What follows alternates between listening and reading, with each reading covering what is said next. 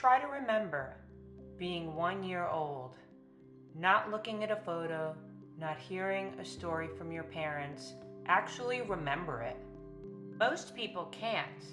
In fact, almost nobody can remember their first few years of life. It's one of the strangest things about being human. Every one of us lived through those years, yet they seem completely out of reach. But why does this happen? Why can you remember what happened last week, but not what happened when you were 1 year old? This sounds impossible. The answer begins with a strange fact about your brain. When you were born, your brain wasn't finished building itself. It was already incredibly powerful, but many of the systems needed to create lasting memories were still under construction.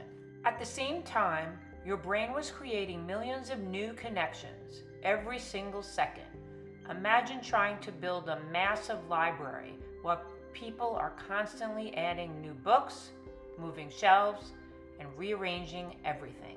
Your brain was busy learning what a voice sounded like, what a dog was, and why gravity kept pulling your toys to the floor. Scientists call this phenomenon childhood amnesia. Despite living through those early years, most of those memories never became permanent records that you can consciously access later in life. It's not that the experiences never happened, it's that your brain stored them differently, and many of them faded before they could become long-lasting memories. But childhood amnesia isn't the whole story. Scientists now believe something even more surprising may be happening. The memories might not be completely gone. Instead, they may be hidden behind doors your adult brain can no longer easily open. The strange thing is, your baby brain was actually learning at an incredible speed. You were learning faces, voices, language, emotions, everything around you. Scientists call this infantile amnesia. Almost everyone experiences it. That's why most people remember very little from before the age of 3 or 4. It's one of the most common mysteries of the human mind. Somehow, the memories were made, but they never became memories you could keep. Think of your early memories like books in a library. The library was still being built. Some books were stored. Many were never placed on the shelves at all. In other words, your brain was trying to build a memory system while using it at the very same time. New connections were forming every day.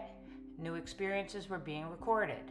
But many of those earliest memories never found a permanent place to stay. They slowly faded away. That's why you might remember tiny pieces of your early childhood, a favorite toy, a room in your house, a beloved pet, or a special moment with your family. But most of the details slowly fade away, leaving behind only fragments. And yet, some early memories do survive. You might remember a favorite toy, a special place, or a moment with your family. But those memories are usually just fragments, tiny pieces of a much bigger story. So where did those memories go? The truth is, they may not be completely gone. They may just be simply hidden. The memories may be hidden, but they still help shape who you are today. Every face you recognized, every word you learned, every experience you had became part of who you are, even if you can no longer remember it. Thanks for watching LYLO.